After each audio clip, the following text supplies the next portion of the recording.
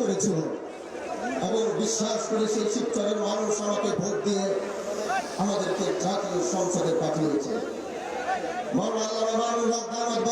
আমার উপর আস্থা রেখেছেন, আমার উপর আস্থা রেখে তিনি আমাকে এই দায়িত্ব পালন করার সুযোগ দিয়েছেন।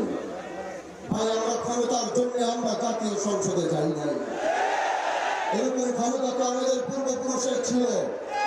আমরা এরকম ক্ষমতা আসল মসনদে বসার জন্য, আমরা ক্ষমতার মসনদে বসার জন্য জাতীয় সংসদে যাইনি।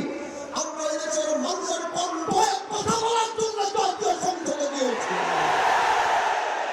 এজন্য যতদিন আমাদের কথাগুলো যতদিন রায় না হবে, আমাদের দাবিগুলো যতদিন পূরণ করা না হবে, আমাদের আন্দোলন চলতে থাকবে।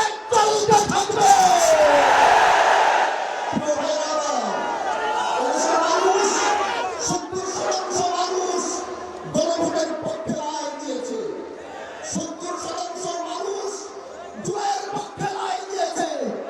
এজন্য এদেশের জনগণের ম্যান্ডেটের বাইরে কি অন্য কিছু করার কোনো সুযোগ তারা হবে না।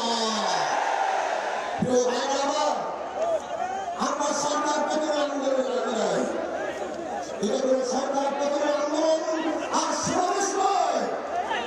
সংসদে তোলার চেষ্টা করেছি, হয়তো বুঝতে পারছেন না বলে আজ জনগণ ময়দানে নেমেছে জনগণের জন্য।